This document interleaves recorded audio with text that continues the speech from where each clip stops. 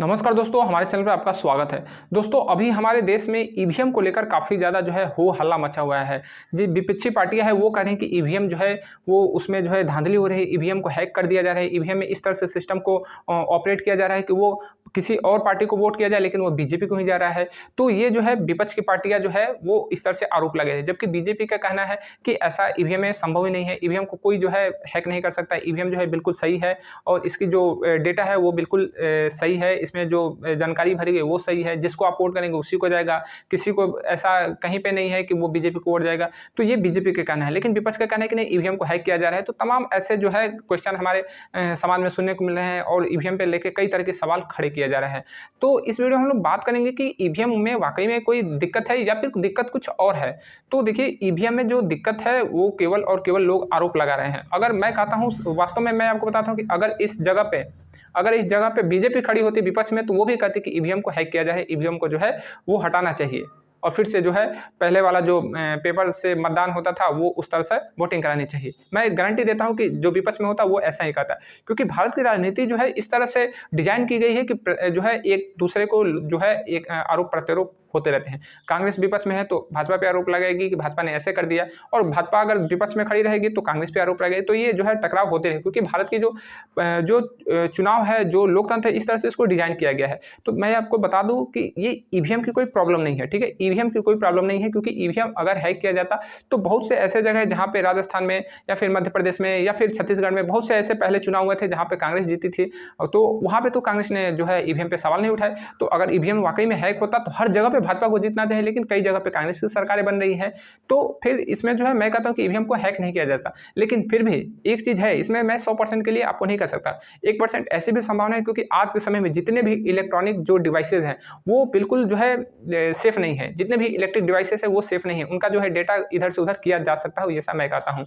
तो अगर जो है ईवीएम को हैक किया जा सकता है तो इसमें भी मैं 100% आपको गारंटी नहीं दे सकता। लेकिन ईवीएम को सबसे बड़ी समस्या ईवीएम है या कुछ और है, इस विषय में हम लोग बात करें तो ईवीएम सबसे बड़ी समस्या नहीं है। सबसे बड़ी समस्या हमारे देश की चुनाव प्रक्रिया है, सबसे बड़ी देश की जो चुनाव प्रक्रिया है यही समस्या है, क्योंकि इस तरह से चुनाव प्रक्रिया को और इस तरह से भारत की जो राजनीति है उसको इस तरह से डिजाइन कर दिया गया है कि आरोप प्रत्यारोप होते ही रहेंगे। अगर विपक्ष में भाजपा देगी तो वो भी आरोप लगाएगी, और आज विपक्ष में कांग्रेस है तो वो आरोप लगा ही रही है। तो अगर हम ईवीएम को ना सही करके अगर हम केवल और केवल चुनाव प्रक्रिया को, भारत की चुनाव प्रक्रिया को अगर सही कर दिए तो फिर ईवीएम वाली कोई नौबत ही नहीं आएगी। क्योंकि अभी जो हमारी चुनाव प्रक्रिया है तो ये राजनीतिक मतलब कि पार्टी वाली चुनाव प्रक्रिया, मतलब कि पार्टी के बेस पे हम अपना जनप्रतिनिधि चुनते हैं। आप वास्तव में आप अपना जवाब दीजिएगा कि क्या आप जिस जनप्रतिनिधि को वोट देते हैं उसको आप जानते हैं? बिल्कुल और बिल्कुल बिल्कुल बिल्कुल भी नहीं जानते हैं। मैं आपको बता रहा हूं कि आप बिल्कुल भी नहीं जानते हैं। अगर आपको किसी भिखारी को 5 रुपये देने होते हैं तो पहले तो आप भिखारी को देखते हैं, मतलब ठीक से देखते हैं कि ये लूल्हा है, लंगड़ा है, बोलने में समर्थ है या नहीं, इसका शरीर कैसा, मतलब कि काम धाम कर सकता है। तो जब उसको देखते हैं कि नहीं, बिल्कुल मतलब लाचार है, बेसहारा है, वृद्ध है, तो उसको 2-4 रुपये आप भीख में दे देते हैं। लेकिन आप अपना 5 साल जो है अपना किसी को दे देते हैं बिना उसको जांचे परखे, बिना उसको कुछ सोचे समझे। लेकिन सवाल यह है कि बिना जांचे परखे मैं कह रहा हूं, तो फिर उसको हम जांचे कैसे? मतलब ये भी बहुत बड़ी समस्या है। देखिए, कई ऐसे हमारे टीचर यूट्यूब पे कई बार बवाल होता है कि टीचर कह देता है कि पढ़े लिखे को वोट करो, मतलब कि अपना वोट पढ़े लिखे व्यक्ति को वोट देना। भाई, हम कैसे पता करेंगे कि वो व्यक्ति पढ़ा लिखा है या अनपढ़ है? कैसे पता करेंगे? जब गांव में तो जो ग्राम प्रधान का चुनाव होता है उसमें तो हम ठीक से अपने कैंडिडेट को समझ ही नहीं पाते हैं कि वो व्यक्ति कितना पढ़ा है, कितना नहीं पढ़ा है, क्योंकि उसको हम लोग नहीं जान पाते हैं। तो फिर विधानसभा चुनाव, बाप रे बाप, विधानसभा का क्षेत्र कितना बड़ा होता है, विधानसभा क्षेत्र इतना बड़ा होता है, वहां से कोई कैंडिडेट खड़ा हो जाता है, लेकिन अब उसको हम कैसे पता लगे कि वो व्यक्ति कितना पढ़ा लिखा है? संसदीय चुनाव को तो छोड़ दीजिए, संसदीय क्षेत्र इतना बड़ा होता है कि वहां से कोई कैंडिडेट आ जाता है, अब उसका हम कैसे पता करें कि वो व्यक्ति कितना पढ़ा है, कितना लिखा है? तो समझिए कि ये असंभव है। पढ़े लिखे को वोट करे जो लोग कहते हैं, ये समझिए असंभव बातें करते हैं। मैं कहता हूं कि पढ़े लिखों को नहीं, पढ़ लिख कर वोट करो। तो आपको क्या पढ़ना है? तो आपको पढ़ना है बिना उम्मीदवारी चुनाव प्रक्रिया। जी हाँ दोस्तों, बिना उम्मीदवारी चुनाव प्रक्रिया यानी कि WCEP।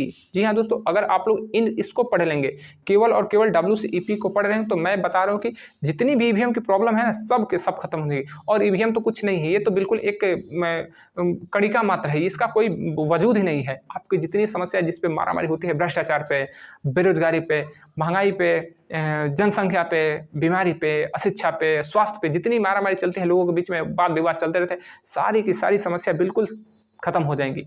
मैं कह रहा हूँ कि ये बिल्कुल खत्म हो जाएगी, बशर्ते आप 10-15 मिनट अपना दीजिए और इस पे सोचिए, समझिए कि हमारी सबसे बड़ी समस्या क्या है। समस्या जो है वो भ्रष्टाचार नहीं है, हमारी सबसे बड़ी समस्या बेरोजगारी नहीं है, सबसे बड़ी जो है जनसंख्या नहीं, सबसे बड़ी समस्या बीमारी और महंगाई नहीं है, सबसे बड़ी समस्या हमारी चुनाव प्रक्रिया है, सबसे बड़ी समस्या हमारी ईवीएम नहीं, ईवीएम कुछ नहीं है, हमारी सबसे बड़ी समस्या चुनाव प्रक्रिया। अगर आप लोग चुनाव प्रक्रिया को सही कर देंगे, सही करवा देंगे, संविधान में आप लोग लड़ाई लड़िए कि संविधान में संशोधन हो और चुनाव प्रक्रिया हमारा जो है सही हो जाए। बिना उम्मीदवारी चुनाव प्रक्रिया अगर हमारे देश में लागू हो जाएगा तो हमारी सारी समस्या खत्म हो जाएगी। ईवीएम पे जितना भी हो हल्ला मचा है, सारी समस्या खत्म हो जाएगी।